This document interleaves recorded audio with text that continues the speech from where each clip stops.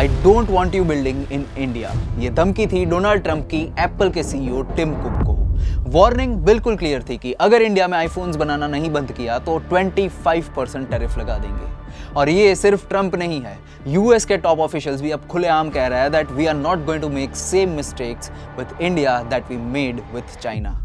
यानी अमेरिका को अब इंडिया की ग्रोथ से डर लग रहा है। और दूसरी तरफ है चाइना, जिसने पैनिक में आकर फॉक्सकॉन के इंडिया प्लांट से अपने इंजीनियर्स को चुपचाप वापस बुला लिया और स्पेशलाइज्ड मशीन्स जो इंडिया आ रही थी उन्हें बॉर्डर पे ही ब्लॉक कर दिया।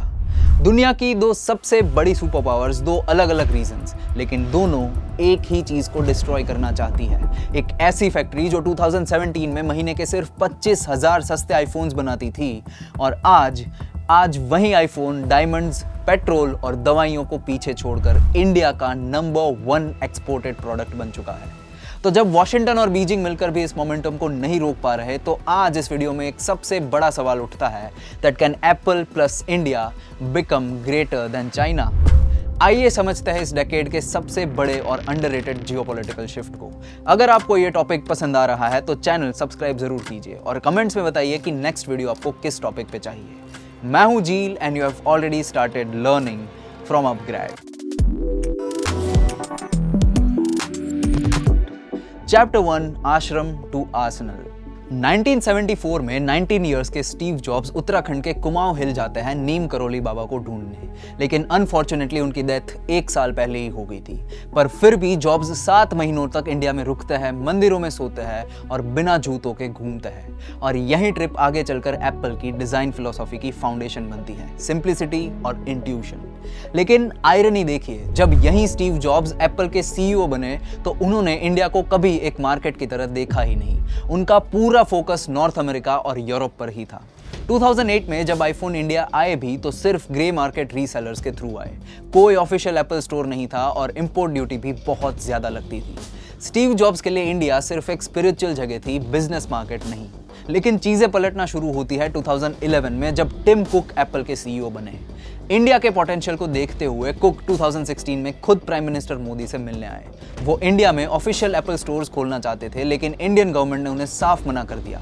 गवर्नमेंट के मेक इन इंडिया रूल्स के अकॉर्डिंग एप्पल को भी 30% सोर्सिंग लोकली ही करनी पड़ती, जिसमें उन्हें कोई स्पेशल बेनिफिट्स नहीं मिलेंगे। साथ ही इंडिया को एक ई वेस्ट डंपिंग ग्राउंड बनाने से बचाने के लिए गवर्नमेंट ने उन्हें इंडिया में सस्ते रिफर्बिश्ड यानी यूज्ड आईफोन्स बेचने की परमिशन देने से भी मना कर दिया। और यही वो टर्निंग पॉइंट था जहां एप्पल ने अपना अप्रोच बदला। उन्होंने डिमांड करना बंद किया और नेगोशिएट करना शुरू कर दिया। 2018 में एप्पल के पार्टनर विस्ट्रॉन ने कर्नाटका में एक छोटी सी असेंबली लाइन शुरू की ट्रायल रन्स करने के लिए, इंडिया का सबसे चीपेस्ट मॉडल आईफोन एसई बनाने के लिए। महीने के सिर्फ 20-25 हजार यूनिट्स, जो एप्पल के ग्लोबल स्केल के आगे सिर्फ एक फ्रैक्शन जितने थे। लेकिन फिर 2020 में आती है PLI स्कीम, एक सब्सिडी जो डायरेक्टली आपके एक्सपोर्ट परफॉर्मेंस से जुड़ी थी। यही वो ट्रिगर पॉइंट था जिसने स्केल को रातों रात बदल दिया। 2021 में इंडिया पूरी दुनिया के आईफोन प्रोडक्शन का सिर्फ 1% बनाती थी। आज ये फिगर 25% क्रॉस कर चुका है। और जो मॉडल्स पहले इंडिया को महीनों बाद पुराने होने के बाद मिलते थे, आज वही फ्लैगशिप आईफोन 17 ग्लोबल लॉन्च के एग्जैक्ट दिन इंडिया में भी बन रहे हैं, बिल्कुल चाइना की तरह। स्टीव जॉब्स के लिए इंडिया एक आश्रम था, टिम कुक के लिए वो एक आर्सेनल बन चुका है। लेकिन इस सक्सेस स्टोरी के पीछे एक ऐसा सच छुपा है जो एप्पल भी जानती है और हमारी गवर्नमेंट भी। Chapter 2, the illusion of creation. जब हम मेड इन इंडिया आईफोन बोलते हैं तो हमारे दिमाग में एक इमेज आती है कि पूरा का पूरा फोन यही बनता है। लेकिन रियलिटी यह है कि इंडिया का डोमेस्टिक वैल्यू एडिशन, मतलब एक फोन की टोटल वैल्यू का एक्चुअल कितना पार्ट यहां बनता है, वो अभी भी सिर्फ 15 से 19% के बीच ही अटका हुआ है। फोन का असली ब्रेन, उसका कैमरा मॉड्यूल, उसकी डिस्प्ले, उसकी मेमोरी चिप, ये सब आज भी चाइना, ताइवान और साउथ कोरिया से इंपोर्ट होकर ही आता है। यहाँ हमें सिर्फ उन्हें असेंबल करना है, स्क्रूज लगाने हैं और बॉक्स को पैक करके आगे भेज देना है। गवर्नमेंट को भी इस गैप के बारे में बहुत अच्छी तरह से पता है, इसीलिए इस साल उन्होंने 60 करोड़ की एक नई स्कीम लॉन्च की, जिसका टारगेट है कि उस डोमेस्टिक वैल्यू एडिशन को 35% तक ले जाना है। तो अभी ऑनेस्टली जिसे हम मेक इन इंडिया कह रहे हैं, उसका असली नाम आज भी assembled in India, made somewhere else he है। मतलब सिस्टम खुद मान रहा है कि अभी हम एक्चुअल मैन्युफैक्चरिंग से दूर हैं। पर ये कोई फेलियर नहीं है, ये एक एम्बिशन की स्टोरी है। चाइना के पास 30 साल पुराना सप्लाई चेन नेटवर्क है, जबकि इंडिया 0 से शुरू कर रहा है। हम धीरे धीरे हर एक गैप को फिल कर रहे हैं, वो भी तब जब दुनिया के सबसे बड़े देश हमारे लिए रास्ते और मुश्किल बना रहे हैं। तो फिर इन गैप्स को आखिर भर कौन रहा है? Chapter 3, the reverse empire. इसका जवाब एक नाम में छिपा है, टाटा। 2020 में गलवान वैली बॉर्डर क्लैश के ठीक बाद इंडियन गवर्नमेंट ने प्रेस नोट 3 इंप्लीमेंट किया। इसका एम था स्पेसिफिकली चाइना की कंपनीज को इंडिया के इलेक्ट्रॉनिक इकोसिस्टम से बाहर रखने का। इस जियोपॉलिटिक्स ने एप्पल को भी अपना अप्रोच बदलने के लिए मजबूर कर दिया। चाइनीज सप्लायर्स की जगह एप्पल ने जापान की TDK जैसी ट्रस्टेड कंपनीज और इंडियन कॉन्ग्लोमरेट्स को इंटीग्रेट करना शुरू कर दिया। और ठीक यहीं पर टाटा ने अपना जीनियस दिखाया। अब तक एप्पल सिर्फ ताइवानीज जायंट्स जैसे फॉक्सकॉन, विस्ट्रॉन और पेगाट्रॉन पर भरोसा करता था, लेकिन टाटा ने 2023 में विस्ट्रॉन का कर्नाटका प्लांट $125 मिलियन में खरीदा और इस साल के जनवरी में पेगाट्रॉन टेक्नोलॉजी इंडिया को 1600 करोड़ देकर 60% कंट्रोलिंग स्टेक भी ले लिया। इसका रिजल्ट, टाटा इलेक्ट्रॉनिक्स की ऑपरेटिंग इनकम जो पहले सिर्फ 3000 करोड़ की थी, वो सिर्फ एक साल में सीधा 66,000 करोड़ तक पहुंच गई। जो विस्ट्रॉन फैक्ट्री पहले स्ट्रगल कर रही थी, उसका रेवेन्यू टाटा के अंडर 15 महीनों में 14,000 करोड़ से ऑलमोस्ट 75,000 करोड़ हो गया। इस मेगा इनकम का 37% हिस्सा सिर्फ US एक्सपोर्ट किए गए आईफोन से आया था। और ये सिर्फ अकेले टाटा की स्टोरी नहीं है। आज एप्पल की सप्लाई चेन में भारत फोर्ज, हिंडलको और टाइटन इंजीनियरिंग जैसी 40 से ज्यादा इंडियन कंपनीज प्लग इन हो चुकी है। इनफैक्ट यहाँ एक ऐसा हिस्टोरिक मिरेकल हुआ है जो डेकेड्स में नहीं देखा गया था। जिस चाइना से हम हमेशा फोन के पार्ट्स को इंपोर्ट करते थे, आज उसी सप्लाई चेन को यूज करके इंडिया के वेंडर्स चाइना को वापस $2.5 बिलियन के इलेक्ट्रॉनिक कंपोनेंट्स और केसिंग्स एक्सपोर्ट कर रहे हैं। ट्रेड का वही पुराना रास्ता अब रिवर्स में भी चल रहा है और इसीलिए ये सिर्फ एक आईफोन फैक्ट्री लगाने की बात नहीं है, ये उस आईफोन फैक्ट्री का रियल ओनर बनने की बात है। और पहली बार एक इंडियन कंपनी उस हाई टेबल पर बैठी है। Chapter 4, the hedge against the world. अब यहाँ आता है सबसे बड़ा सवाल कि जब दुनिया के दोनों सुपर पावर्स चाइना और US एप्पल को रोकने की कोशिश कर रहे हैं, तो टिम कुक अपना फ्यूचर इंडिया में क्यों बैट कर रहे हैं? Because of the geopolitical shield.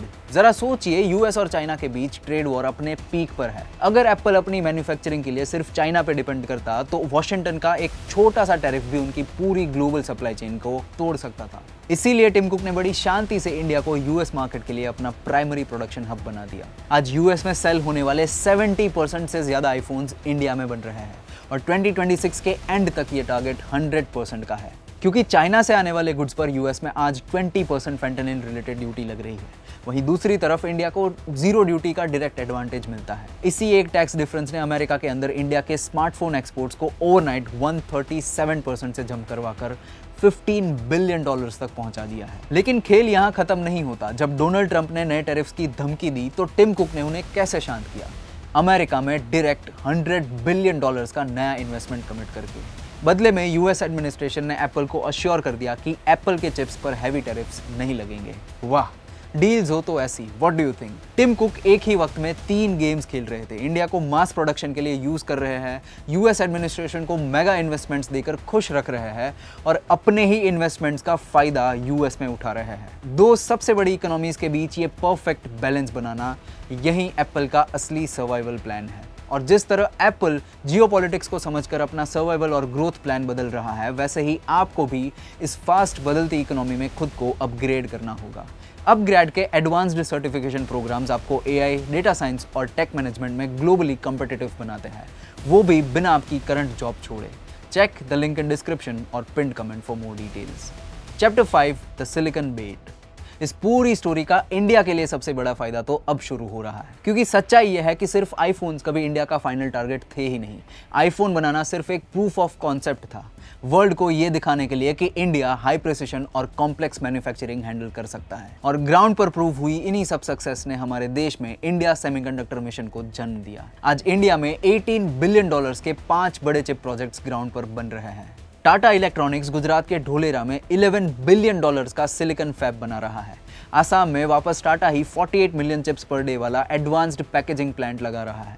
और सानंद में माइक्रोन अपने $2.8 बिलियन इन्वेस्ट कर रहा है। और अब हिस्ट्री में पहली बार एप्पल भी ईस्ट एशिया के बाहर अपनी चिप एक्सप्लोरेशन कर रहा है। रिपोर्ट्स के अकॉर्डिंग मुरुगप्पा ग्रुप की CG सेमी के साथ उनकी बात चल रही है गुजरात में आईफोन के डिस्प्ले ड्राइवर्स बनाने के लिए। अगर ये डील होती है तो ये एप्पल की हिस्ट्री में पहली बार होगा।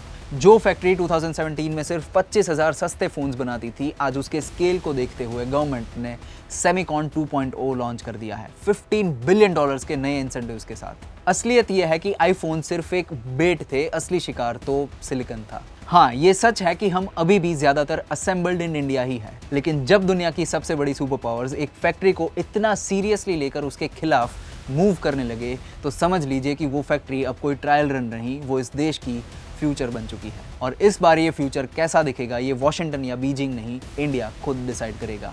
What are your thoughts on all of this, बताइए कमेंट्स में। मैं हूं झील, और अगर आपको ये वीडियो पसंद आया है तो इसको लाइक कीजिए, और ऐसे ही और डीप डाइव्स के लिए subscribe to upGrad. Till then, stay curious.